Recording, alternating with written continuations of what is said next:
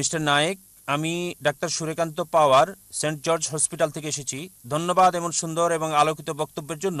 কোরআন ঈশ্বরের বাণী এই বিষয়ের উপর আপনি বলেছেন যে কোরআন আল্লাহর বাণী। আমার প্রশ্ন হলো, আপনার কাছে ঈশ্বরকে কে সৃষ্টি করেছেন? ঈশ্বরের উৎসটা কি?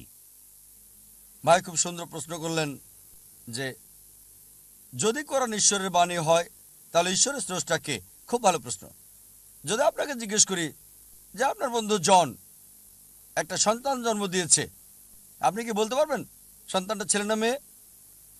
আপনার বন্ধু জন হাসপাতালে একটা সন্তান জন্ম দিয়েছে, সন্তানটা ছেলে নাকি মেয়ে বলতে পারবেন? অনুমান করে বলেন। না, ছেলে না মেয়ে বলতে পারছি না। সরি, অনুমান করতে পারছি না। চেষ্টা করেন।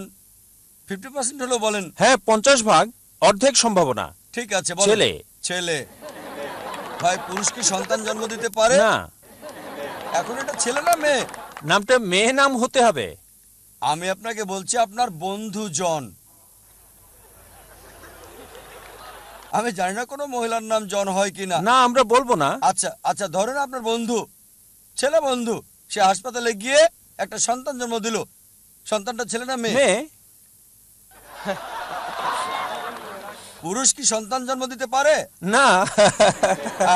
এখন বুঝতে পেরেছেন, পুরুষ সন্তান জন্ম দিতে পারে না, তাহলে ছেলে না মেয়ে এই প্রশ্নটা আসে কি করে? তাই বলা হয়েছে ঈশ্বরকে কেউ সৃষ্টি করেনি। আপনার প্রশ্ন কে ঈশ্বরকে সৃষ্টি করেছে, আমার প্রশ্নের মতো যে পুরুষটা সন্তান জন্ম দিয়েছে হাসপাতালে সেটা ছেলে নাকি মেয়ে, প্রশ্নটাই অযৌক্তিক। কারণ আমরা জানি যে পুরুষ সন্তান প্রসব করে না, তাহলে ছেলে না মেয়ে এই প্রশ্ন আসে কি করে? তাই বলা হয়েছে ঈশ্বরকে কেউ সৃষ্টি করেনি। প্রত্যেক সৃষ্টির একজন স্রষ্টা থাকে, ঈশ্বরের কোনো স্রষ্টা নেই। তাই নাস্তিকের সাথে তর্কের সময় কখনোই বলি না যে সবকিছুরই স্রষ্টা আছে। আমি বলি প্রত্যেক সৃষ্টির স্রষ্টা আছে, ঈশ্বর কোনো সৃষ্টি নয়। বলা হয়েছে যখনই আমি বলবো ঈশ্বরের স্রষ্টাকে, আর সে ঈশ্বর নয়।